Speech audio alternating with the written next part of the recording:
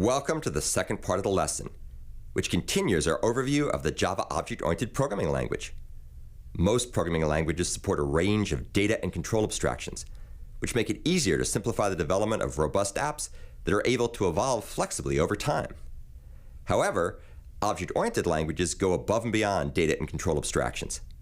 In particular, Java supports more advanced object-oriented concepts, including inheritance, which enhances code reuse by allowing a class to receive methods and fields defined by another class, and polymorphism, which enables transparent customization of the methods inherited from an existing class.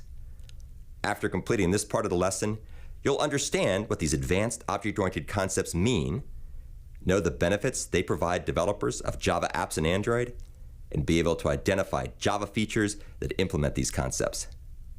Although these advanced object-oriented concepts and Java features are powerful, they may take some time to understand fully.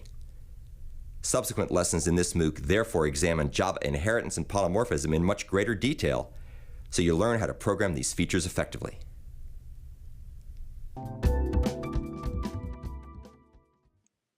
Object-oriented programming languages enhance reuse by allowing classes to inherit commonly used state and behavior from other classes. Inheritance in Java is specified via its extends keyword. When a class, called a subclass, extends another class, called a superclass, the subclass automatically inherits all non-private fields and methods defined in the superclass. Private fields and methods are not visible to the subclass. For example, Class B is a subclass that inherits mfield1 and method foo from the Class A superclass. Apps that use instances of Class B can therefore invoke both the method foo inherited from Class A and the method bar defined by Class B. This lesson uses the Java Collections framework as a case study to demonstrate the capabilities and benefits of inheritance, which enables the reuse of existing Java software components. This framework defines a hierarchically organized set of classes and interfaces that implement commonly reusable collection data structures, such as lists and maps, which are covered later in this MOOC. Here we'll examine a portion of the list hierarchy, which are collections that implement the list interface and maintain an ordering for their elements. The Java Abstract Collections superclass provides a skeletal implementation of the collection interface. This superclass forms the root of the hierarchy of collection subclasses that provide various implementations of ordered and unordered groups of abstract data type elements. Likewise, the Abstract List subclass extends Abstract Collection to provide a skeletal implementation of the list interface, thereby minimizing the effort required to implement this interface using a random access data store, such as an array. Various concrete subclasses, such as vector and array list in the Java util package, extend abstract list to provide implementations of the list interface using dynamically resizable arrays. This inheritance hierarchy enhances systematic reuse of both data fields and methods across list-related subclasses of the Java Collections framework. All Java classes directly or indirectly inherit from the object superclass that resides in the Java Lang package. This superclass defines methods that can be used by all non-primitive types, such as classes and arrays. For example, object defines methods that return an integer hash code for an object and use this hash code to check whether two objects are equal or not, as well as methods that objects can use to coordinate their actions in multi-threaded programs. Subclasses that don't explicitly extend a superclass implicitly inherit from a Java Lang object. For example, the Java Lang process class doesn't explicitly extend any superclass, so the Java compiler implicitly inherits this subclass from Java Lang object. All instances of Java Lang process therefore also provide clients with access to the inherited Java Lang object methods. As you may have noticed, Java Lang object is the most general of all classes, since it serves as the root of the hierarchy of classes available to Java apps. Classes toward the bottom of this inheritance hierarchy provide more specialized behavior by overriding methods that are defined above them in the hierarchy. For example, the vector, array list, and linked list subclasses in the Java util package implement their particular semantics by overriding certain methods defined by list-related superclasses higher up in the Java Collections framework hierarchy. Subclass methods inherited from a superclass are generally used for three purposes. To make this discussion more concrete, We'll illustrate these purposes with an example of the generic stack subclass defined in the Java Collections framework.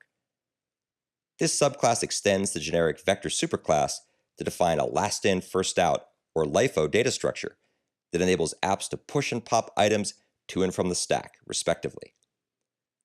The first purpose for extending a superclass is to augment the methods defined in the subclass API. For example, the stack subclass inherits fields and methods from the vector superclass.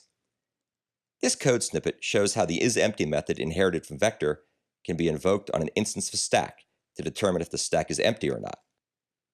The second purpose of inheritance is to use methods defined in the superclass to implement subclass methods. For example, the stacks push method is implemented via the addElement method inherited from vector, which is yet another example of systematic reuse that's enabled by inheritance. The third, and arguably the most important purpose of inheritance, is to override superclass methods in the subclass that have the same signatures. In Java, method signatures are considered the same if the method names are the same and the number and types of method parameters are also the same. For example, the hashmap subclass in the Java Collections framework overrides methods with the same signatures as abstract map superclass methods, such as put and entry set, which associate values with keys in a map and return a view of the mappings contained in a map, respectively.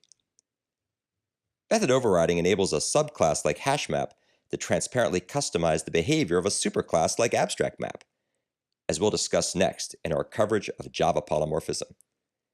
This upcoming discussion will also explore the ways in which abstract map methods can be overridden to define different mechanisms for associating values with keys in a map and returning a view of the mappings contained in a map. It's possible to apply inheritance in isolation to systematically reuse existing superclass methods and fields. In practice, however, inheritance is nearly always applied in conjunction with polymorphism, which is a key object-oriented concept that enables transparent customization of subclass methods inherited from a superclass. Polymorphism and inheritance are essential to achieving the benefits of the so-called open-close principle in object-oriented design and programming, which states that a class should be open for extension, but closed for modification. Insulating a class implementation from modifications helps make the class more robust and flexible, since it can be extended and reused without introducing new bugs to existing code. In particular, the open-close principle can be applied in conjunction with various patterns, such as factory method, which defines an interface for creating an object, but leaves it to the implementation of that interface to decide which class to instantiate. In this case, the polymorphic methods of a class can be customized without modifying its existing source code or modifying the source code of apps that use instances of the class.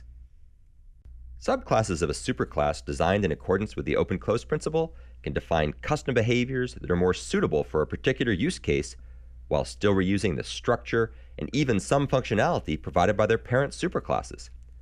For example, vector and array list are subclasses in the Java Collections framework that inherit reusable methods from the abstract list superclass.